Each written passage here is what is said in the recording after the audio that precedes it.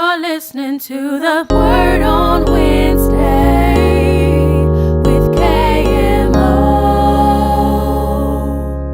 Hey, social media, this is Marcus, Kingdom Movement Outreach Ministries, and welcome to this edition of Word on Wednesday. Hey, listen, I'm sitting in my car this morning. I have a little nice break before my next PE class.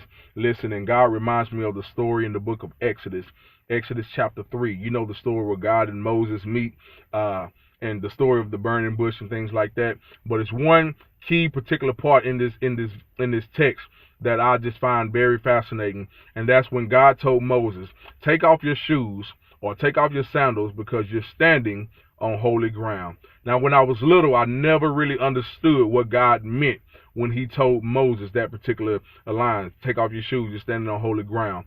But as I got older, I began to understand what God meant. The reason why that ground was holy is because God was there.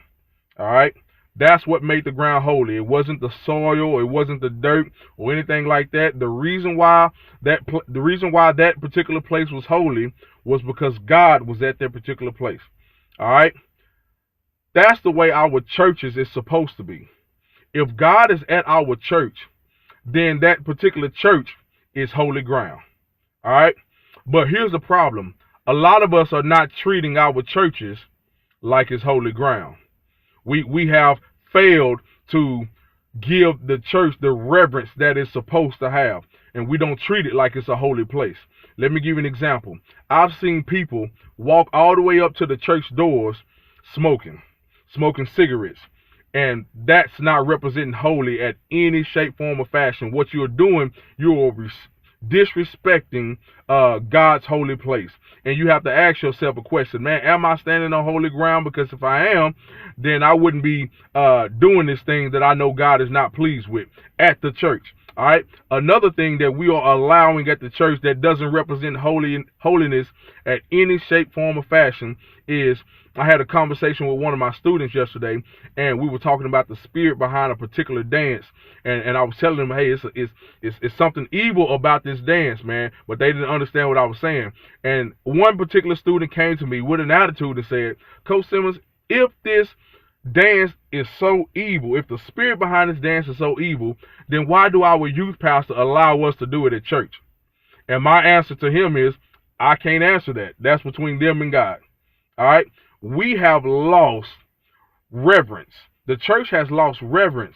We're not giving the respect. We're not treating the church like it's holy ground. We are allowing any and everything to take place in the church that doesn't represent God at any shape, form, or fashion. Listen, we have turned church into a fashion show. We have turned it into a social club. We have turned it into something that is not designed to be.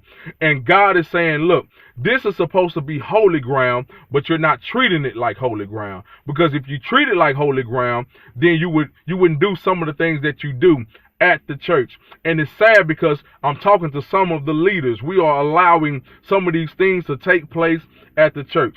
All right? And God's saying, look, if I'm supposed to be at this church, then you better treat it like it's a holy place, all right? Because God is not going to be at a place where it's not holy. Simple as that.